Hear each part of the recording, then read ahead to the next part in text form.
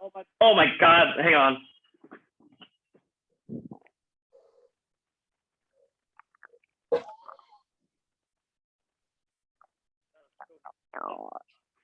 Okay, that still looks bad.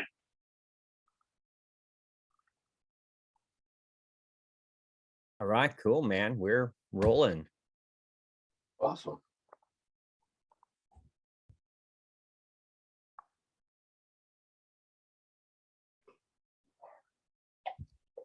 Looks like we're live. That's super cool. All right.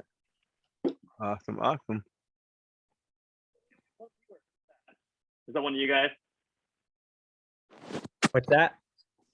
Viewer. I don't know who that's supposed to be. Yeah, well, you know, no. we all posted it in our Facebook, so you know, I told a few friends and stuff. So, yeah, welcome viewers. Hello, everybody. How's it going? All right. There we go. So bad.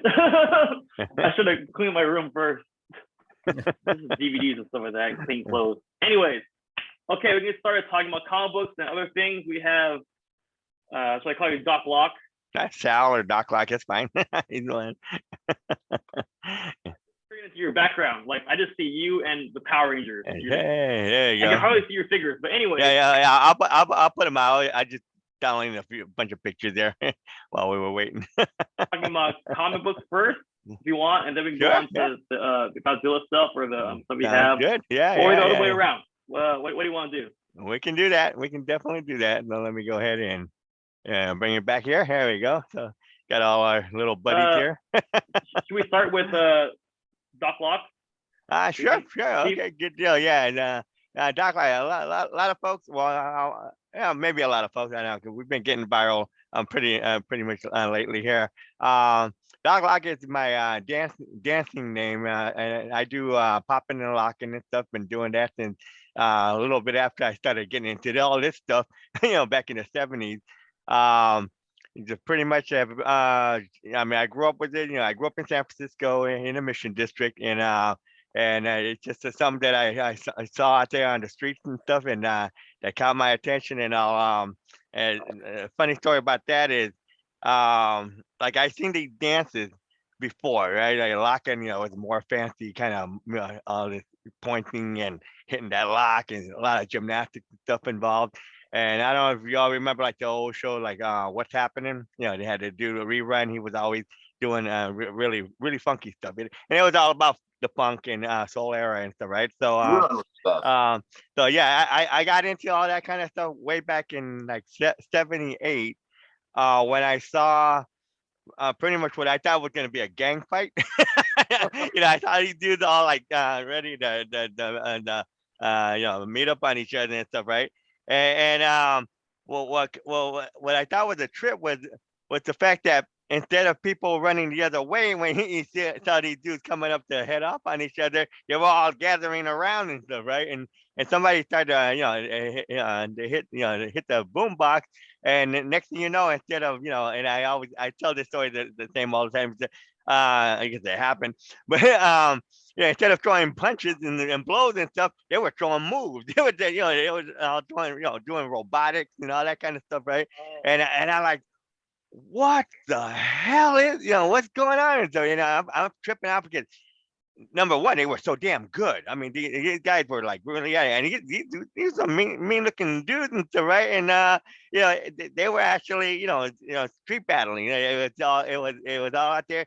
And it was a trip because it seemed like everybody else, knew what was going on but me, right? So I'm looking at this stuff and I'm like tripping on it, and I loved it. I just fell in love with that point. That kind of really changed my life a lot, and I just wanted to learn it. I wanted to do more and stuff, it took a while and stuff, before I got, decent or good at it and stuff, and we had to go out through our own trials and tribulations and stuff to get better at it and stuff, but I just love that whole culture and the whole bit of the different styles that were involved, at the time and all.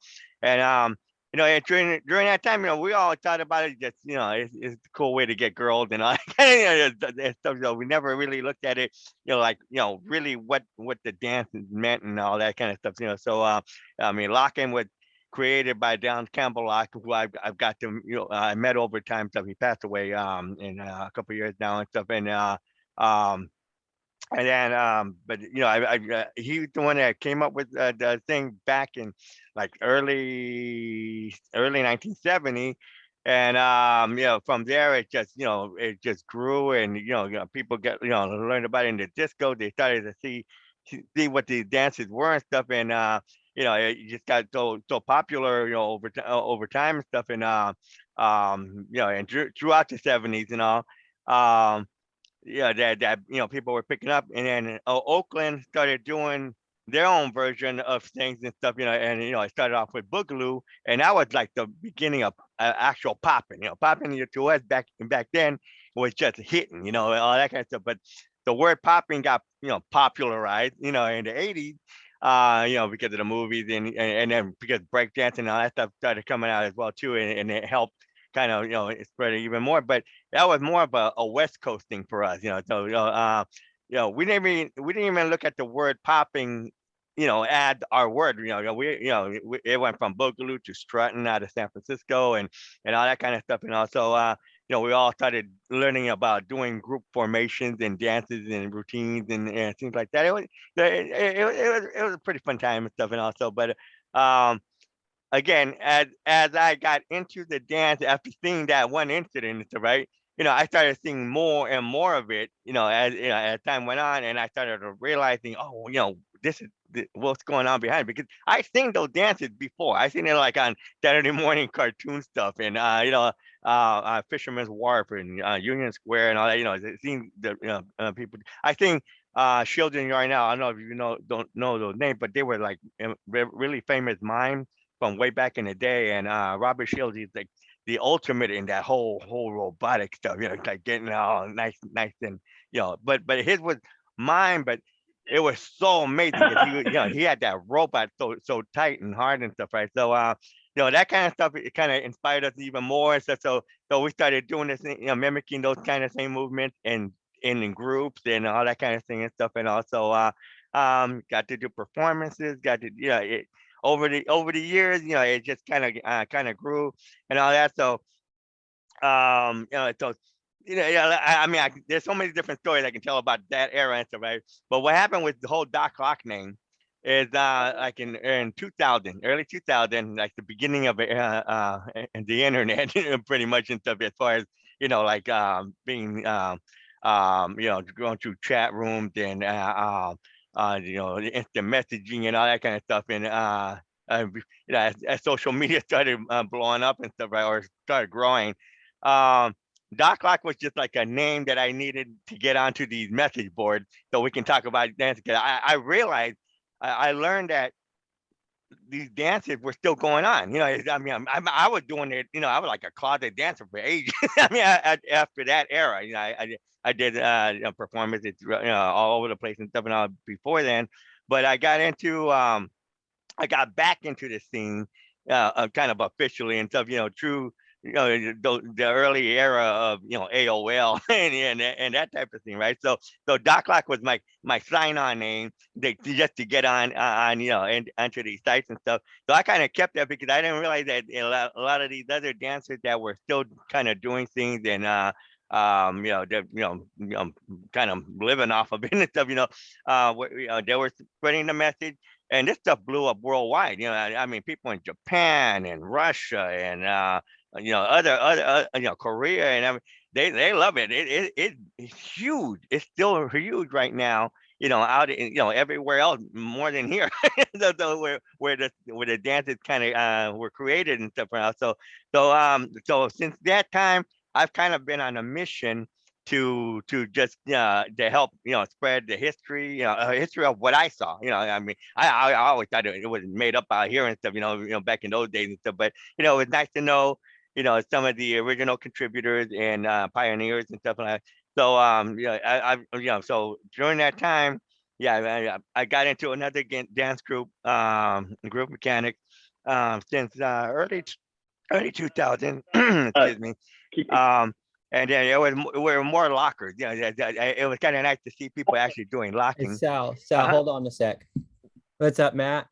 Oh, I didn't know you could hear me. Yeah, we're having a little trouble hearing you. Oh, Matt, we're Matt, having a bit okay. trouble hearing you. What? Did I break my knee again? Yeah. Okay, now that's better, Matt. Okay. Sal, do you think you could talk about the figurines you got? yeah, we can do that. Maybe like All right, so cool. That's a cool history, DocLock. Yeah, no problem. Yeah, I was just I was gonna bring it back into that because this stuff here is what I was doing before dancing. Yeah, so actually, this goes back even deeper. Actually, okay. Can you hear me? Okay. yeah. Yeah. Hey, actually, I'd like, Dylan's got some time constraints here. So, Okay, DocLock, thanks for that intro. Perhaps we can take a little break here. Dylan can introduce himself and talk about his comic, and then we'll get back to you in the figures. All right. All right, cool. Hi, I'm Dylan. Been a comic fan since I was 4, maybe.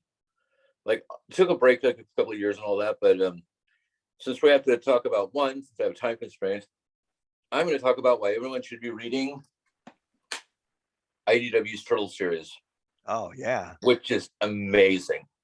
Oh, I love this book unconditionally. This book, this is the actual new start to the series after 100 because they kind of changed everything.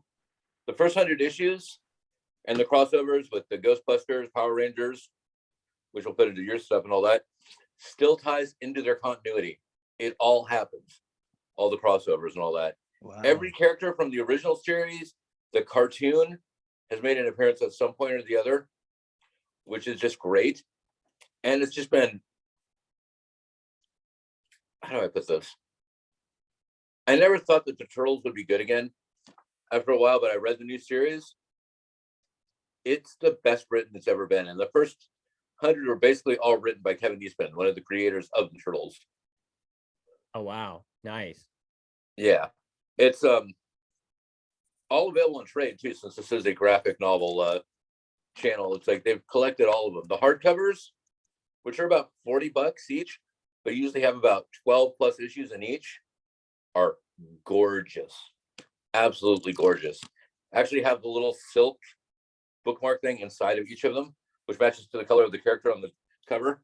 And any character that you can think of that's turtle adjacent, including Fugitoid, which is really an unknown character, unless you read Mirage way back in the day like I did. Yeah, that was, he ran around with Gizmo, right? Yeah. He was Dr. Honeycutt, Okay. which was on the same planet as the Utrons, Krang, and the Triceratons, which had a huge uprising in the book, like at some point in the 20s of the original run. It's been fantastic. The art is probably the most gorgeous it's ever been. They even managed to introduce not Venus, but Jenica, a female turtle, in the end of the first 100 issues. Jenica, Who's a not human Venus? turned turtle and the fifth Why- member. Why don't you Also show us a some of former that foot artwork, assassin. You want to show the It's been- artwork? Dylan? Yeah. Well, here's where do I have that one? City Fall. I only grabbed a few of them. But where it is? Here we go. Because she got her own trade run. And she Oh, has I the think I've yellow, seen that before. bandana. Yeah. Jenica is great. She's like more of the focus of the new series. So the turtles are all in there, but it's she's definitely become the main focus since Sophie Campbell took over writing. And her stuff is great because that's basically the original run ended with Hobb, an original character for the new series, detonating a bomb over New York City, which basically mutated everybody on New York. So now it's basically walled off by Baxter Stockman, who's the governor of New York. And April's their liaison, because she's still there with Casey. And it's them basically trying to make a mutant civilization in this walled off escape from New York type world. And it's so good.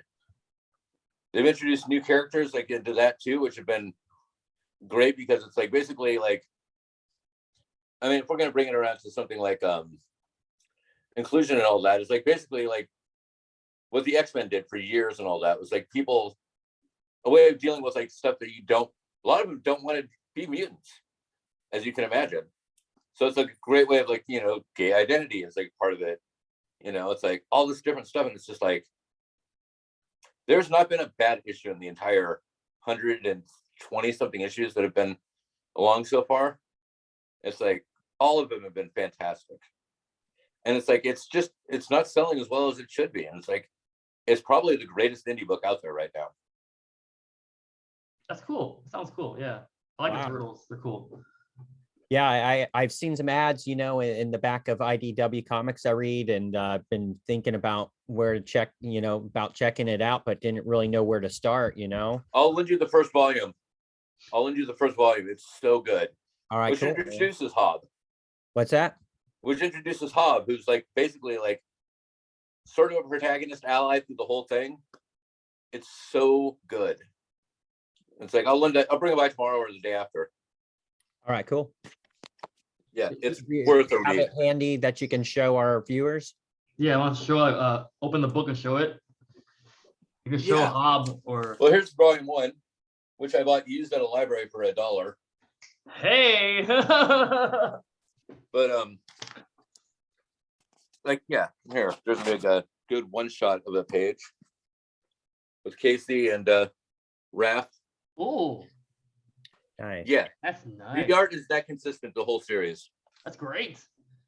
Yeah, and the crossovers, the Ghostbusters crossover was great because IDW's Ghostbusters is another thing people have slept on, and it's just like it also has the Mouser storyline. It kind of follows the original one for storylines, but makes them longer. So it's yeah, it's so good, and it's just like, why are people sleeping on this book? I have no idea. I think people think it's still a kid's cartoon, maybe. Probably. Yeah. That Kevin Eastman was writing a bunch of these? Kevin Eastman wrote almost all of the first 100 issues. Wow. Okay, cool. And did cover art for a lot of them, like ultra variant covers. Oh, Yeah. he's an artist too? Yeah, because Oh. Eastman Laird was the letterer and inker and co-writer for the original series, which I have right here. Because Turtles is one of my favorite comics from, like, I guess I got into it around 11 or 12 when the Mirage comics were out before the Archie series. So as a kid, I hated Archie. Hated that cartoon so much. But it's grown on me over the years because it's like it kind of like it expanded the Turtles lore like even more so than that. Like I don't remember, but it's like where's the newest volume? Like if any of you read the Mirage series, do you remember Renee the Time Traveler? Mirage. I don't know if I read Mirage. Does not sound familiar. I don't She remember appeared that. about issue 20 of the original Mirage series. Okay, I'm pretty sure I She read shows that. back up in this. Oh, cool. So it's like I said, every character you can imagine. Leatherhead. Uh-huh. It's like all of them are in here. Although Baxter Stockman is not a mutated fly. Oh, The dang only it. good thing I can say about this series of Baxter Stockman, because Baxter Stockman is a prick. He is not likable in any way whatsoever. And the fact that he's the governor now or mayor or whatever it is awesome. Yeah, I've got to say, I read Teenage Mutant Ninja Turtles Mirage series about the same time you started, around 12, 14 or so. And, there was and Eastman and Laird were doing it. And there was a reason why it became so popular, right? Because it was a great comic. It was deeply rooted in an homage / parody to Frank Miller's Daredevil. Which is great stuff. It was so well written. The art was so awesome, and we all loved it. And that's why it got picked up. But then, unfortunately, they really did turn it towards catering towards children. And so that, really us older fans were kind of like, oh, well, this isn't for me so much anymore. So it's great to hear they're doing a good job of going back to their roots.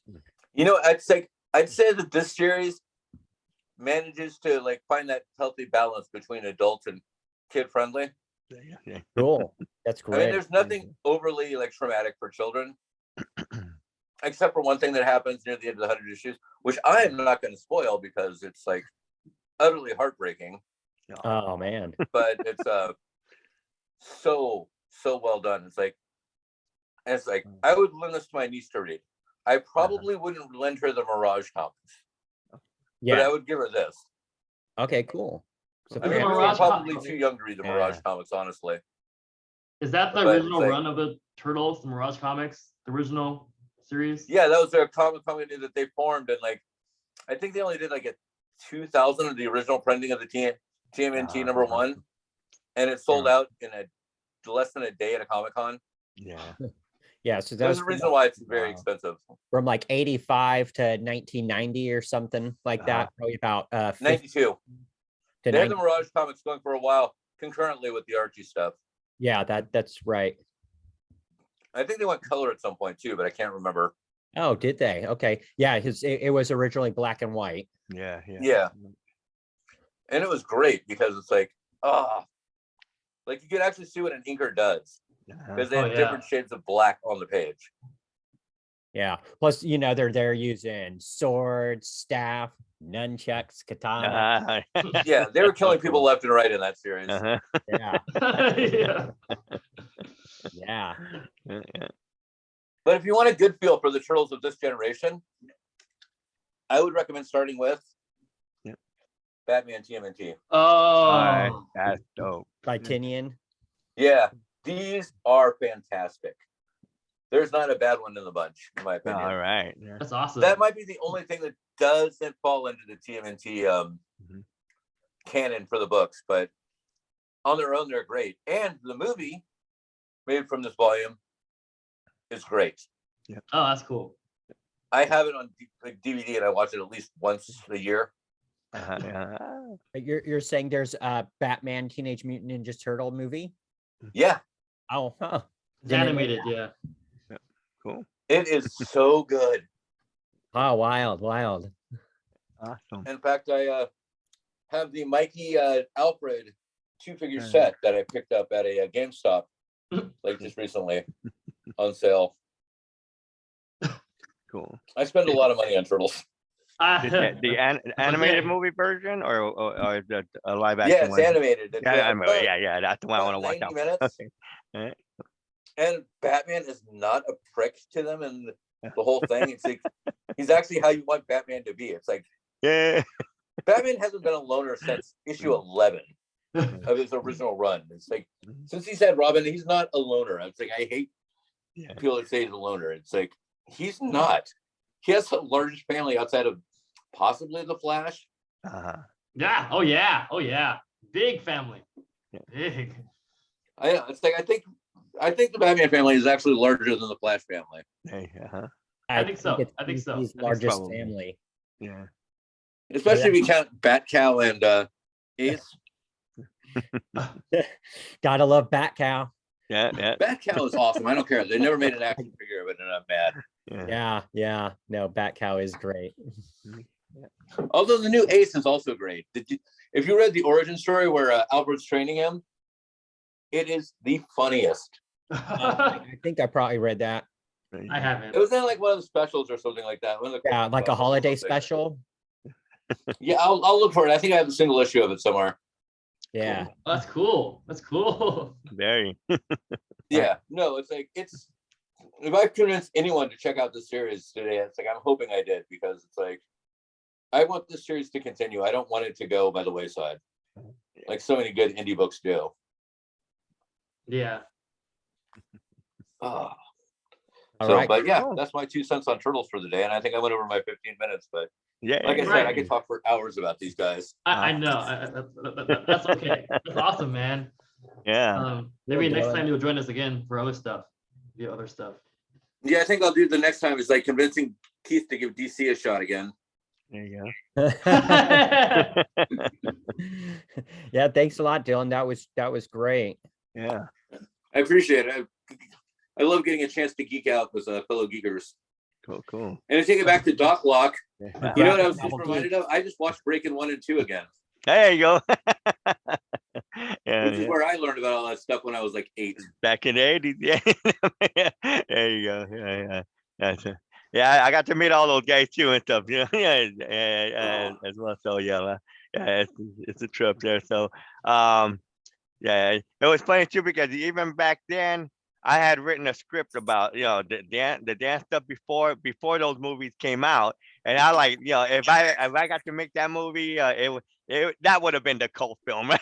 but that's all right. It worked out good because Shabba-Doo at least Adolfo was in charge of more in charge of making those, and I was more happy because I remember being happy about that because he was one of the original lockers as well too. So it all worked out good and stuff, and also cool folks and stuff, and also, but yeah, I'm definitely gonna watch out for those comics now.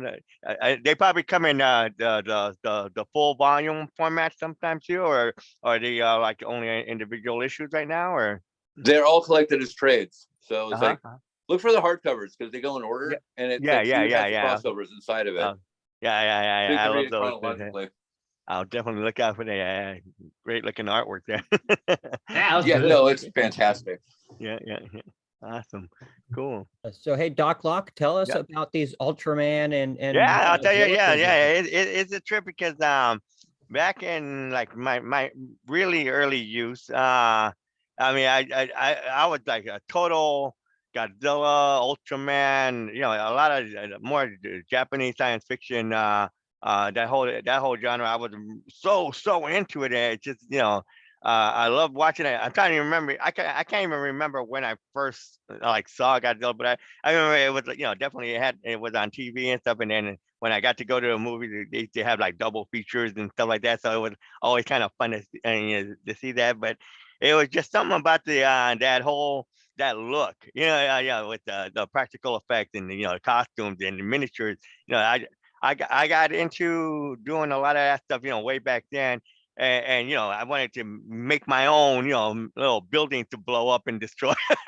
And so, so it was just kind of a natural thing for we used to hang out at Japantown a lot of, in my early years and stuff. That was like definitely like the hangout, during summers and whatnot and stuff. And the stories there were like, this stuff was like rampant. You find it, in so many different places. Now it's so hard, to really, to find a lot of these items that become truly collectibles and stuff. But yeah, I just, I went from Godzilla to Ultraman to all that, and also, even like the local, I was into Marvel and DC and stuff, way back then. I had a comic book collection and all that, but something about like Ultraman was so cool. This giant guy coming out and fighting monsters and all that kind of, all that cool stuff. Yeah, I learned to read some Japanese because of it, and it helped me in that area and stuff. I met some really good friends at around that time that we all used to go hang out and do this stuff. Go to the stores and anywhere we could find this stuff. We were doing it. We're looking out for like TV shows to air. It was it was so hard to find anything like on TV back then. I mean, we had local cable. It wasn't even cable. It wasn't even cable yet. And so cable didn't come out till like later 70s and stuff, right? But so our TV channel that even aired the stuff was like really hard to look at. You had to tune the TV in a certain way with the antennas and all that just to get a signal that come in. So that's where we got to see like shows like Kikaidar and stuff like you and I were talking about, man. And so it's like this cool android dude that was right before he fights this monster, like, the enemy, the bad guys and stuff, right? You see the guy that his alter ego and Jito coming out with the guitar, right? And he's like all cool and stuff. And once you heard that music, like ding ding ding ding, it was really slow ballad kind of. It was kind of like the old westerns, right? Right as he hit that, you knew he was gonna be kicking ass. right. You can turn into this android Kikaidar and start beating up, the monster bad guys and stuff. So all that stuff was cool because you had martial arts, you had everything in there. It was, as campy as some of it was, and stuff. It was just so much fun and stuff, and I just loved it, and I still love it to this day and all that. But what's even cooler is, like again, some of my childhood friends, especially one, August Rigoni, he's like the utmost expert, leading world leading expert, in my opinion, and stuff. And probably, and I consider him like a very successful person because he's still, he's writing books on the stuff. He's got to meet his idol, literally. He's befriending, the guy behind the Godzilla suit, even. It's right. So I heard August Ragoni. Yeah. Oh, yeah. There you go. Yeah. Well, I knew him as Doggy, but I know he goes by August nowadays. But yeah, I mean, yeah, I don't know. I've just been blessed with having that kind of thing of meeting the right people, knowing stuff.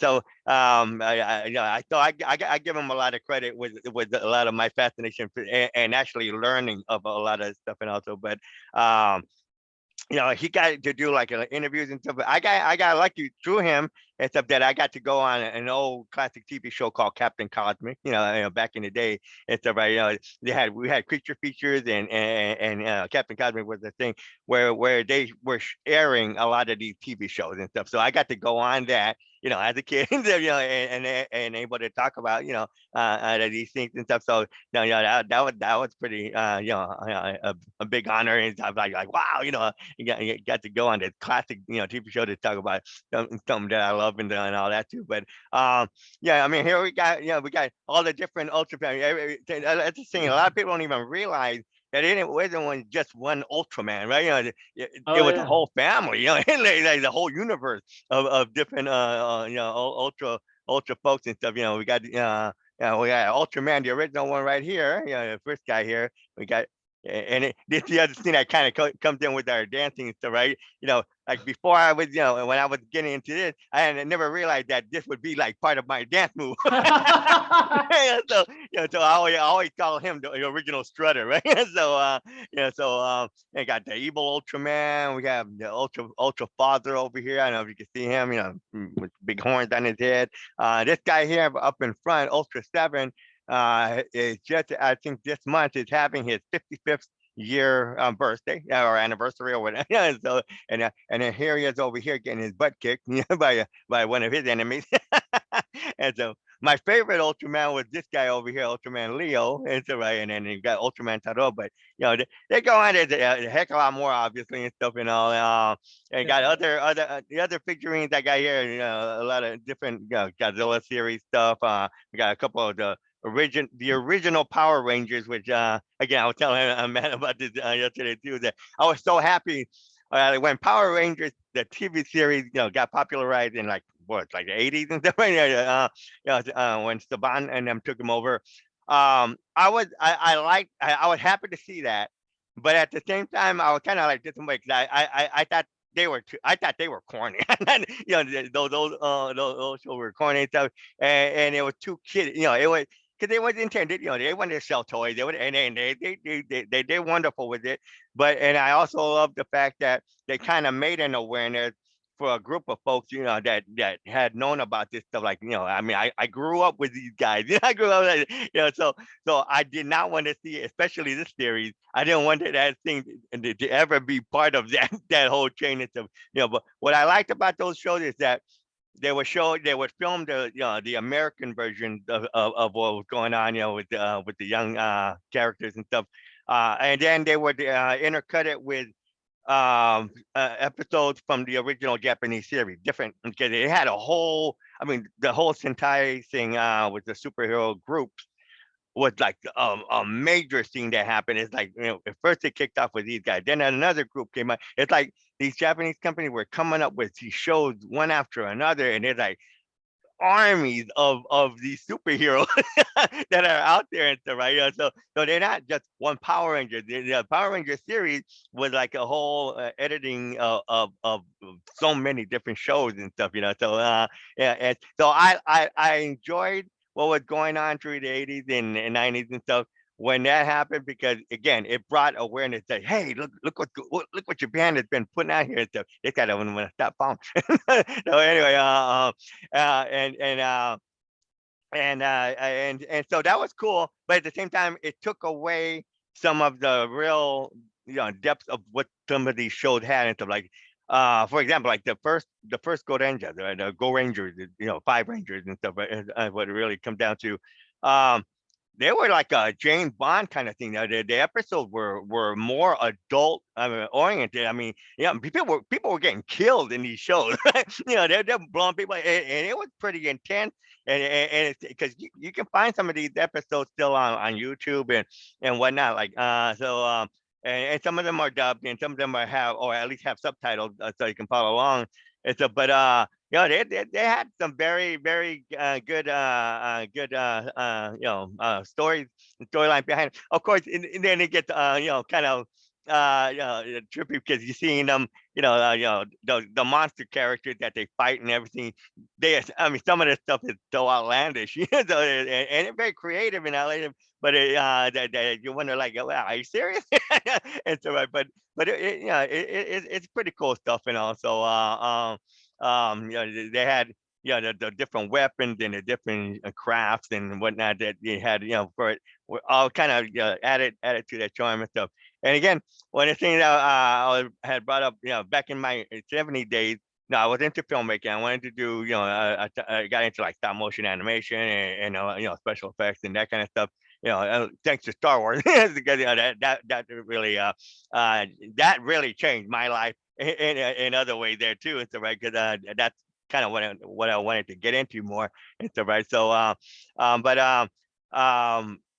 had written a script. We were we wanted to do a Gorenja, a version ourselves and stuff, right? And so when I got onto that Captain Cosmic show, I mentioned that to Bob Wilkins, who had hosted the show and started the show and everything, and he was like, "Oh, hey, if you guys do it, we'll air it on our Creature Features or whatever and stuff." Right? And I like, as a kid, I was like, "Oh wow, this is exciting and so this is so cool." So I knew I would have to get permission to do that kind of stuff, right? So I had this cool script written out and everything. So I sent it to Toei, to the company that made them. And they actually, they came back and they kind of gave it their blessing and stuff, happy to see it and all that. And they were like, but when you mention TV, we hope that you're restricting it to your high school, the confines of your high school and that kind of stuff, right? And so it was like, oh man, so we never really made the film, but it was kind of cool that I reached out to the company that made the stuff and they were cool with it. So I always had this fantasy going on, over time after that, oh, go ahead and take my idea, put it in an episode. I was like always hoping to see that some of that stuff that I written would show up on one of their shows. Now whether it did or not, I'll never know. But I'll be so happy they did. They did and stuff. But it was pretty fun and stuff. And also, and like I said, August, he went further with it. He was part of that. He was gonna play Red Ranger. I was gonna play Blue Ranger. It's right. So in our film and stuff, and also that's how deep we were so into this stuff. It was just awesome and all. But yeah, he got going and actually, like I said, meet the folks and write about them and he like. Great guy, there, promoting it and doing that stuff. But yeah, I'm still here collecting and enjoying some of the stuff from back then, and it's just a fun pastime and stuff. I love getting into building costumes and doing effect and all that kind of stuff. So it's just. Happy to still be able to to dabble in stuff. My brother got into it and stuff too. So a lot of my collection, our collection, because we were both really avid fan, such great avid fans of this stuff. We were selling a lot of stuff over the years and that kind of stuff. So some of that is gone, but I know I got stuff to dig out from the garages and stuff. So hey, DocLock, what's if some of our viewers wanted to get expand their collection, rekindle their collection, where's your favorite place to pick up some of these toys? Yeah. Yeah. Kimono My House, I think, is still going strong. Kimono My House is located over in like Emeryville. And it's just that Kimono My House. I do believe they're going at it. I know during COVID there was a little bit of slow stuff going on, but I do believe they're back up and active again. I like promoting the local folks and giving them as much, but you can still find stuff on Amazon. I'm surprised, but yeah, watch the prices though, because some folks try they'll want to get more, but definitely look out for that. But on a local level, here Bay Area and stuff. I can only think of that. I have not seen. At Japantown, you can find in the video. I know that there's it's still even a video store now. They promote a lot of the cosplay stuff that goes on. I think it's still called Japan Video. You could find definitely DVDs and that kind of thing. So if you want to definitely see the movies and TV shows, they're still pretty much the place to go to find a lot of this stuff, around the area and stuff, and also. But a lot of it is online, unfortunately. So and look. And hey, since we're the graphic novel geeks here. If you didn't know, Marvel recently started up an Ultraman comic series. I have not read it yet, so I don't know how it is. But issue number 1, there's the cover. Yeah, look at beautiful artwork. Matt Frank, I think it is, right? The artwork in there is beautiful. That's some cool stuff. And it keeps to the core of the original feel of Ultraman and stuff. Even more so as opposed to like the anime. I like the anime at Netflix right now and stuff. It's nice, but it's too Iron Man-ish for me. I don't know why they couldn't make him. And I don't want to spoil anything, but hey, I don't know why they're giant. Make them giant. Keep them giant. So that was the whole fun of it. So, we're getting tight on time here, but next time hopefully you can join us and let us know about the Ultraman graphic novel. Yep. About the toys. That's awesome. We'll do. Thanks a lot, DocLock. Thank you. Yeah, thanks, man. Awesome collection. Yeah. So hey, Tatsuo, did you want to go, or I had a comic that I wanted to talk about? Yeah, I can go. I'm gonna talk about a little mini series within the Flash called Chain Lightning, and it's my favorite mini series within the series.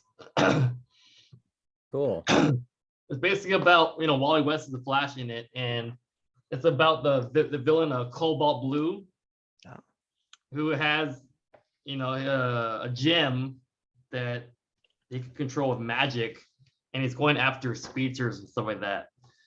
And apparently, because the Flashes go into the future, because the whole legacy thing, and they go into Speed Force, and they can end up in another century and stuff like that. Wally West figured out that the Cobalt Blue villain is also in the futures, as well as different people and stuff like that. And Wally West basically he knows that Barry Allen, who's dead at this point, he appears in the 30th century at some point, and he wants to pretty much try to stop Cobalt Blue from appearing again and again and again and again and again. And I think it's really cool because he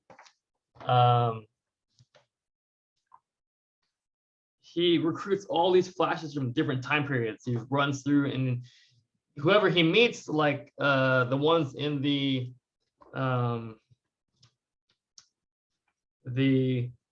modern time, like the regular Flash family, like with Jesse Quick and Max Mercury, he talks to them about it, and then they spread the word, and they see all these different Flashes from different times. But I'm pretty sure you've already read this. Keith, but I mean, that was like what, 99 or 98? When did that come out? Right around there, yeah, for sure. Yeah, it's been a while since I read it. Yeah, but it's my favorite one. And where's the 145 one? There you go. The art is really cool. I like that. It's written by Mark Waid, who I think is a great writer when it comes to things like the Flash. For sure. And the artwork is pretty good too. I mean, it's very this is a pretty cool panel here from the beginning. You know, he sees all these different versions of Cobalt Blue and the Flash and some of that. Nice. That has some dynamic movement in there. Oh yeah, and you know, the Flashes end up in different times, usually by accident. Like they run too fast, and then they're all of a sudden somewhere else. But it has also impulse and stuff like that. And you know, I don't want to spoil things, but you already know about this. Why Cobalt Blue is so angry with the Flash, because in the first issue, the whole Flash museum, you know, like they made a museum for the Flash. Keystone and Sort of City, they love the Flash, like right. They idolize them. It got burned down, like destroyed, and there's a reason why. It's basically I guess they call it childish in a way, but you know, he's upset because he believed he was what's the word? Gypted? No, that's not the word. Stolen his opportunity. You know, he has the Cobalt Blue. What's his name again? He's a Thawne, if that makes any sense. Ah, right, like the Reverse Flash family. Like Reverse Flash, yeah. It basically goes down to a swap of when he was born with Barry Allen. Okay, all right. I don't know if I should go into it. Should I say it, or should I get readers to actually look into this? What do you think? Yeah, well, you know, I'm of the mind that nobody likes spoilers, so maybe we should leave it at that. Yeah. But basically, he's upset because of a chance he thought was stolen from him that Barry Allen got. And he pretty much is hunting them now. And it's interesting that, his last name is Thawne, and that the Thawne family has, like magic in its history, which is kind of interesting because, you know, Eobard Thawne uses no magic. Reverse Flash. But let's see if I find a picture of the Cobalt Blue. Let me look at that one really quick here. I should put my computer in. There we go. Saved it. Okay.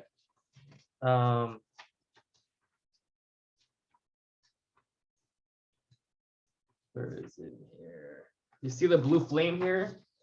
And that's Cobalt Blue right there. And the current time, and there's many different versions of him, and it all involves this gem that it produces like this blue flame.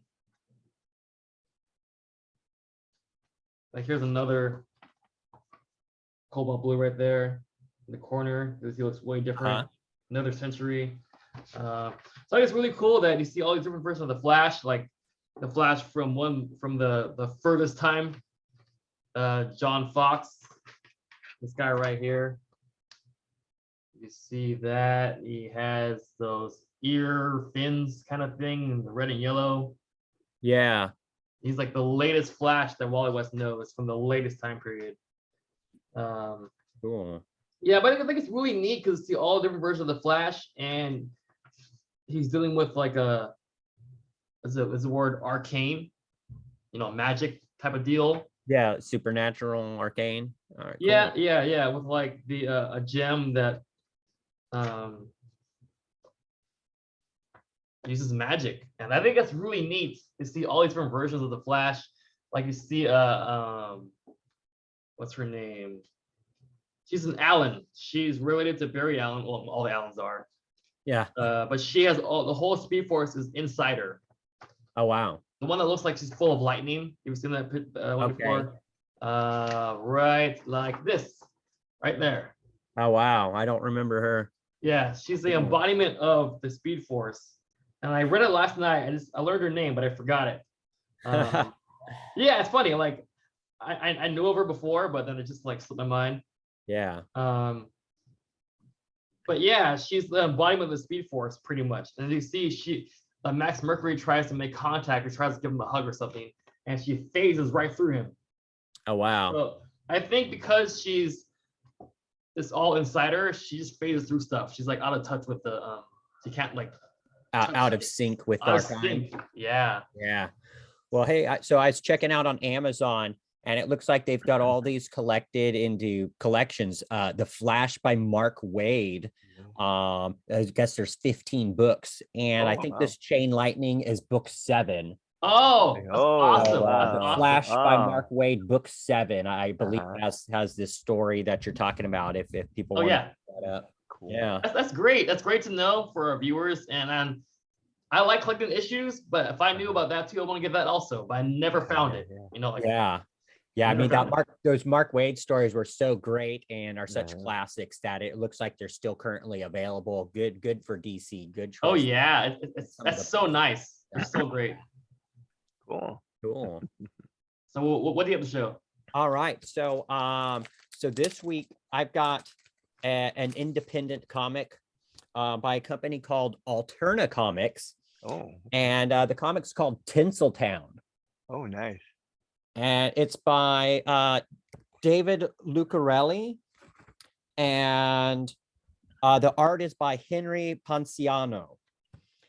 And okay, so I was looking when I was drawing my comic strip and working on a comic book, I was looking at well, what other independent guys are out there, guys like me that are trying to put together a comic, that are trying to get a readership. And so I was looking around at a lot of like independent stuff, and I did find a few different series that I really enjoyed and still collect. And one Tinsel Town happens to be one of those series. I don't entirely remember why I decided to try it out. I tried it out with their second volume called Tinsel Town Losing the Light. And I did enjoy that. And, I went back and picked up volume 1. So here's the tagline. It says, "In a world made of lies, the truth can be dangerous. In 1915, Abigail Moore became one of the first female police officers in Hollywood. But beneath the glamorous surface of Tinseltown beats a rotten heart full of corruption, and Abigail's about to dive headfirst into all of it." Oh, okay. So as that indicates, this is set in 1915 in the early days of Hollywood. Apparently, in real life at that time, Los Angeles was just hiring its first female police officers, and Universal Studios also had female officers that they were hiring on their lot. And I guess it was kind of just for show, but also kind of, to be police officers. The writer here, David Lucarelli, apparently his mother was a police officer in the 80s. And so I guess that's kind of what inspired him to write this story here. And why I like it is, so first off, it has a strong female lead character. And, she's really cool. She's in, the 1915s. So, a lot of guys are, women aren't working a lot, and pretty sexist and stuff. But, she takes it on the chin, puts up with it to some degree, but also, tells some guys just how it is and don't mess with her. Right. That's right. There you go. So we got some nice action scenes in here. The art, it's like, here she is. She's not taking no guff from dudes, right? Oh, wow. And the art's really solid. Yeah. Nice action scenes and stuff. Oh yeah. A lot of twists to the story. Of variations of the art style as well. And it's a very character-driven story. It may not appeal to a lot of people that are just looking for DC Marvel superheroes or whatever. But if you want a character-driven story, that's with a strong female lead, there's some mystery and suspense involved. She's a cop. There's problems going on at the lot, and she's got to solve it, right? So it's a mystery comic. There's a bit of romance in there. There's a lot of action. It's just really well written. I really enjoyed it. Highly recommend it. I think in particular, you know, if you've got a girlfriend or a wife and she's not really into comics and you're sitting around reading comics all the time, this could be a good gift for her. Cool. You know, I think, you know, because again, this isn't like just your regular old superhero punch 'em up comics, which I know a lot of girlfriends and wives find off-putting, and that's why they're not interested in comics, right? This is something that perhaps they would enjoy, get them into comics. You know, it's just a well-written story. So you don't have to be a comic fan to enjoy it. I think it's got a very widespread appeal. And That's again, cool. the company That is sounds called cool. Alterna Comics. This is not available in comic book stores. Alterna Comic sells only directly to consumers. So you got to go online and find Alterna Comics, Tinsel Town, and check it on out. Yeah, that's Cool. great. It looked great. It looked great. That's Yeah. cool. That's cool. Thanks. All right. Yeah, it's awesome. So I think that's what we have for now. But I think it was really cool this episode. We got to talk about Godzilla, Ultraman, Ninja Turtles, and Flash, and your Tinsel Town thing. I think it's cool that there's a comic book that you're showing that other people can get into that don't need to be involved in superheroes all the time or know them at all. Yeah, and I hope that you know, in future episodes of Graphic Novel Geeks that we can continue you know, doing variety, all our favorite superhero stuff, but also there's so much variety of stuff out there that can appeal to so many different people.